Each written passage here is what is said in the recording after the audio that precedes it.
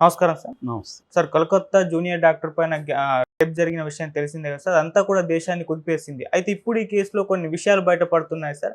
ఆ అమ్మాయి పైన జరిగింది ఒకరు కాదు, గ్యాంగ్ రేప్ చేశారని చెప్పేసి ఒక వార్త వైరల్ అవుతుంది సార్. నిజంగా గ్యాంగ్ రేప్ జరిగినట్టు నిర్ధారణ అయిందా? మరి ఇప్పుడు ఈ ఇన్సిడెంట్‌లో సీబీఐ వాళ్ళు కూడా ఎంటర్ అయ్యారు కదా! సీబీఐ ఎంటర్ అయిన తర్వాత ఎటువంటి పరిణామాలు చోటు చేసుకున్నాయి? కలకత్తాలో ఆర్‌జీ కార్ మెడికల్ కాలేజ్ అంటే మన హాస్పిటల్. హ్మ్. అందులో ప్రధానంగా లాస్ట్ గురువారం అర్లీ మార్నింగ్ 3-5 గంటల మధ్య ఒక అమ్మాయి, ఆమె పీజీ సెకండ్ ఇయర్ చదువుతుంది. పీజీ ట్రైనీ, పీజీటీ అంటారు. ఓకే. ఆమె మీద అత్యాచారం, హత్య ఈ 2 జరిగాయి. దాని నుంచి అప్పటి నుంచి పెద్ద ఎత్తున దేశవ్యాప్త ఆందోళనలు జరుగుతున్నాయి. ఈ సందర్భంగా పోలీసులు సంజయ్ రాయ్ అనే ఒక సివిల్ వాలంటీర్ అంటారు, అలాంటి సివిల్ వాలంటీర్ వ్యవస్థ అనేది బెంగాల్లో ఉంది అన్నమాట. సివిల్ వాలంటీర్స్ ఏం చేస్తారంటే వీళ్ళు ఒక నిర్మాణం ఉంటుంది, వాళ్ళ వాలంటీర్గా ఉంటారు, వాళ్ళు వెళ్ళి పోలీసులకి హెల్ప్ చేస్తుంటారు. అటువంటి సిస్టమ్ ఉంది. ఈ సంజయ్ రాయ్ కూడా సివిల్ వాలంటీరు. ఇతను ఆ అమ్మాయిని అత్యాచారం చేసి చంపేశాడని పోలీసులు అరెస్ట్ చేశారు.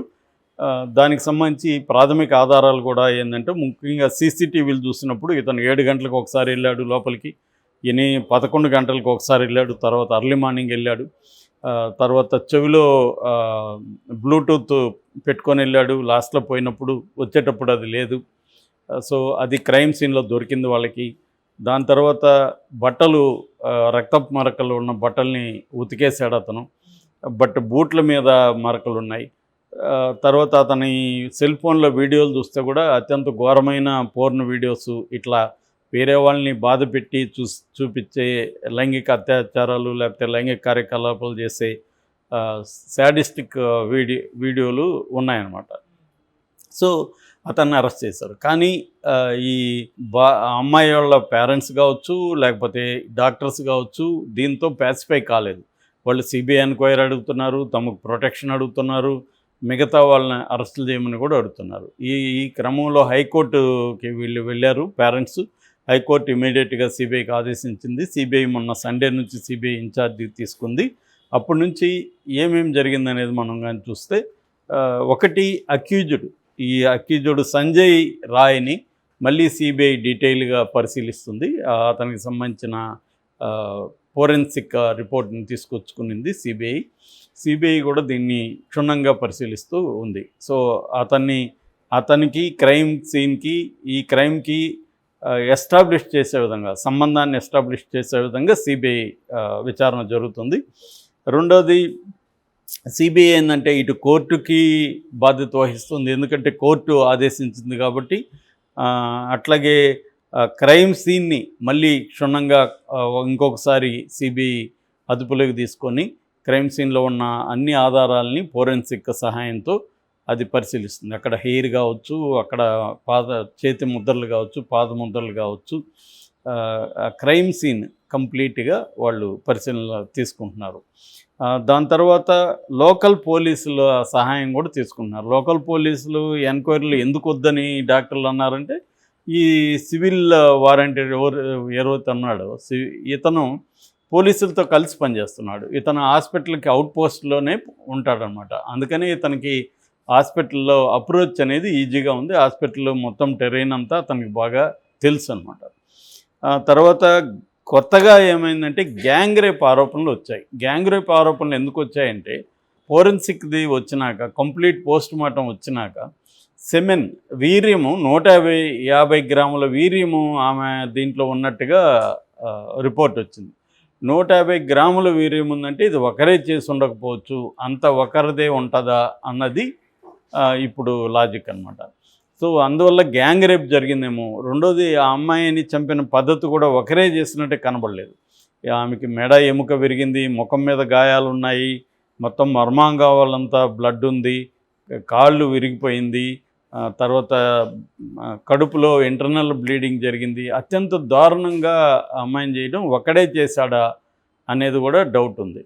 అందుకని ఈ సెమెన్ అండ్ జరిగిన పద్ధతి, ఈ రెండు చూసినప్పుడు ఈ అమ్మాయి మరో నిర్భయనా, మరో గ్యాంగ్ రేప్ జరిగిందా అన్నది వస్తుంది. అందువల్ల నిన్న ఒక మాబ్, వాళ్ళు ఎవరు అనేది ఇంకా తెలీదు, వాళ్ళు వెళ్ళి హాస్పిటల్ మీద దాడి చేసి ఎక్కడైతే ఇది జరిగిందో దాన్ని అంతా కూడా ధ్వంసం చేసి అవన్నీ చేశారని చెప్తున్నారు ఆ బ్లాక్ని. సో అదొకటి జరిగింది. దాని తర్వాత కోర్టు కూడా అసలు బిగినింగ్లో ఈ అసిస్టెంట్ సూపరింటెండెంట్ హాస్పిటల్కి పేరెంట్స్కి ఏం చెప్పాడంటే ఇది ఆత్మహత్య అని చెప్పాడు. అలా ఎందుకు చెప్పాల్సి వచ్చిందనేది కోర్టు అడుగుంది. దానికి సంబంధించి అతని మీద చర్య తీసుకునే అవకాశం ఉంది. అట్లాగే సందీప్ ఘోష్ అని ప్రిన్సిపాల్, తను విక్టిమ్ బ్లేమింగ్ అంటారు. విక్టిమ్ బ్లేమింగ్ అంటే విక్టిమ్ని నెగిటివ్గా మాట్లాడే విధంగా ఆయన కామెంట్స్ చేశాడని విపరీతంగా వైరల్ అయింది. దాంతో ఆయన నా కూతురు లాంటిది నేను ఎందుకు చేస్తాను, అది కొంతమంది విద్యార్థులు నాకు వ్యతిరేకంగా చేస్తున్నారని ఇచ్చాడు. అయినా కోర్టు సాటిస్ఫై కాలేదు. కోర్టు ఆయన్ని సుదీర్ఘ లీవ్ పెట్టి వెళ్ళిపోమనింది. రిజైన్ లెటర్ కోర్టుకి సబ్మిట్ చేసి. సో అదొక పరిణామం జరిగింది. తర్వాత డాక్టర్లు ఏంటంటే ఈ ఇష్యూ బేస్ చేసుకొని చట్టాలు మాకు అనుకూలంగా లేవు అని చెప్తున్నాయి. ఓన్లీ 13 రాష్ట్రాల్లో మాత్రమే డాక్టర్ల మీద దాడులు జరిగితే ప్రత్యేక చట్టంలో చర్య తీసుకునే ప్రొవిజన్స్ ఉన్నాయి తప్ప మిగతా రాష్ట్రాల్లో లేదు. అందుకని నేషనల్ లెవెల్లో ఒక ప్రత్యేక చట్టాన్ని తీసుకురావాలని కూడా డాక్టర్లు డిమాండ్ చేస్తున్నారు. ముఖ్యంగా నిన్న వాళ్ళ నేషనల్ ఫెడరేషన్ డాక్టర్లది ఫోర్డా అంటారు, అట్లాగే ఎయిమ్స్ సంబంధించిన డాక్టర్ల బృందం, వీళ్ళందరూ కూడా దీన్ని చాలా సివియర్గా తీసుకున్నారు. ఎందుకంటే ఇంత దారుణంగా ఒక డ్యూటీలో ఉన్న ట్రైనీ డాక్టర్ని చేసినప్పుడు డాక్టర్లకి ఒక సెక్యూరిటీ ఎట్లా ఉంటుంది, చట్టాలు టఫ్గా ఉండాలి కదా అనేది వాళ్ళ డిమాండ్స్. సో అట్లాగే ఇతను ఒక్కడినే అరెస్ట్ చేసి చేతులు దురుపుకుంటే సరిపోదు, అతనికి ఎవరెవరు హెల్ప్ చేశారు అనేది కూడా వాళ్ళని కూడా అరెస్ట్ చేయాలన్న డిమాండ్లు కూడా పెరుగుతుంది. అట్లాగే టైమింగ్ కూడా ఇప్పుడు ఫోరెన్సిక్ వచ్చినాక క్లియర్గా 3 నుంచి 5 లోపలే జరిగింది. ఈ అమ్మాయి బాడీని చూసింది వచ్చి 7:30కి, అయితే జరిగింది వచ్చి 3 నుంచి 5 లోపలే జరిగింది అనేది ఇప్పుడు నిర్ధారణ అయింది. సో ఇప్పుడు సిబిఐ అయితే సీరియస్గా చేస్తుంది. డాక్టర్ల డిమాండ్లకు సంబంధించి కూడా నిన్న గవర్నర్ కూడా క్యాంప్కి అటెండ్ అయ్యాడు. ఆయన సివి ఆనంద్ బోస్ ఆయన అటెండ్ అయ్యాడు. నేను మీతోనే ఉంటాను, మనం అందరం కలిసి ఈ సమస్యను పరిష్కరిద్దాం అని ఆయన హామీ ఇచ్చాడు.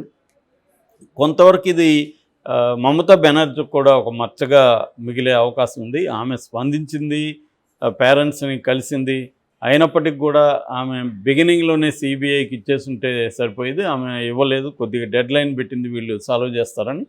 ఇప్పుడు వీళ్ళు కూడా సాల్వ్ చేసే పరిస్థితి ఉండొచ్చేమో, కానీ ఇటువంటి జరిగినప్పుడు పోలీసుల మీద నమ్మకాలు చాలామందికి ఉండవు. అందుకని సిబిఐ మీద చేస్తారు. సిబిఐ ట్రాక్ రికార్డ్ చూసినా సిబిఐ కూడా డ్రాగ్ ఆన్ చేయడం అనేది కనబడుతుంది. ఎందుకంటే వాళ్ళకున్న స్టాఫ్, వాళ్ళకున్న కేసులు ఇవన్నీ చూసినప్పుడు మనకి ఇన్వెస్టిగేటివ్ ఏజెన్సీలు కావచ్చు, న్యాయ వ్యవస్థ కావచ్చు, మన దేశ జనాభాకి సరిపోయేంత అక్కడ సిబ్బంది ఉండరు. అందువల్ల ప్రయారిటీస్ని బట్టి మారిపోతుంది. ఇక్కడ కూడా ఏంటంటే ఇలాంటి జరిగినప్పుడు దేశవ్యాప్త ఆందోళనలు ఇవన్నీ జరుగుతాయి. కొద్ది రోజుల తర్వాత ఫాలోఅప్ ఎవరు చేయరు. ఏ ఆర్గనైజేషన్ కూడా వీళ్ళు ఏం చేస్తున్నారు, కేసులు ఏం జరుగుతుంది అనేది ఫాలోఅప్ చేయడం దాన్ని పట్టించుకోరు. ఫైనల్గా పేరెంట్స్, కొంతమంది దగ్గర మిత్రులు వాళ్ళు మాత్రమే మిగిలిపోతారు. ఇలాంటి కేసులు మనం అనేకం చెప్పుకుంటున్నాం. ఫాలోఅప్ ఏమైందనేది ఎవరికి తెలియదు. అందువల్ల కూడా ఏమవుతుందంటే ఇది ఒకసారి ఎరప్ట్ అవుతుంది ఆందోళన, దాని తర్వాత అది సబ్సైడ్ అయిపోతుంది, మళ్ళీ ఇంకొకటి రంగంలోకి వస్తుంది. అందుకని కన్సిస్టెంట్గా చేయాలి. సిబిఐ కోర్టు అయితే హైకోర్టు తీసుకునింది కాబట్టి సిబిఐ కూడా కన్సిస్టెంట్గా దీన్ని త్వరగా ముగించే అవకాశం ఉంది. ఎందుకంటే ఇది నిజానికి అంత కాంప్లెక్స్ వ్యవహారం కూడా ఏం కనబడలేదు. ఇప్పటివరకు చూస్తే మాత్రం సిబిఐ కూడా గ్యాంగ్ రేపు జరిగి ఉండొచ్చు అని సిబిఐ కూడా ఏం చెప్పట్లేదు. ఇది ఓన్లీ ఆరోపణలు, ఆ సెమెన్ బట్టి వాళ్ళు మాట్లాడడం తప్ప గ్యాంగ్ రేప్ స్కోప్ ఏం లేదంటున్నారు ఇతను. ఎందుకంటే సీసీటీవీలో వేరే వ్యక్తులు పోయినట్టుగా అక్కడ కనబడలేదు. ఒకవేళ ఏమన్నా పోలీసులు కూడా దీంట్లో ఇన్వాల్వ్ అయ్యి పోలీసులు ఏమన్నా సేవ్ చేస్తే చెప్పలేం, కానీ అదర్వైజ్ జరగదు. రెండోది, ఇది పొలిటికల్గా కూడా బీజేపీ వర్సెస్ మమతా లాగా కూడా టర్న్ అయిపోయింది. ఎందుకంటే బీజేపీకి మమతాకు పడదు కాబట్టి బెంగాల్లో ఏం జరిగినా దాన్ని పెద్ద ఎత్తున బీజేపీ ఉపయోగించుకుంటుంది. అక్కడ గవర్నర్కి మమతాకు కూడా పడదు. అటువంటి ఒక సిచ్యువేషన్ కూడా అక్కడ ఉంది కాబట్టి దీన్ని పొలిటికల్గా కూడా బీజేపీ మమతా యాంటీకి ఉపయోగించుకునే అవకాశం ఉంది. ఏదేమైనా హైకోర్టు ఇన్వాల్వ్ అయింది కాబట్టి ఒక రకంగా ఆ మేరకు మమతాకు కూడా సేఫ్ అని చెప్పొచ్చు. ఎందుకంటే హైకోర్టు ఆధ్వర్యంలో సిబిఐ జరిగినప్పుడు ఆమె మీద ఇంకా నింద వేయడానికి ఏముండదు. సో ఇప్పుడు సిబిఐ చేతిలో ఉంది. దీన్ని ఎంత త్వరగా చేయగలుగుతుంది అనేది. మమతా బెనర్జీ ఏం చేయబోతుందంటే ఆమె ఫాస్ట్ ట్రాక్ కోర్టు పెట్టి దీన్ని త్వరగా ముగించి కార్యక్రమం ఆమె చేసే అవకాశం ఉంది.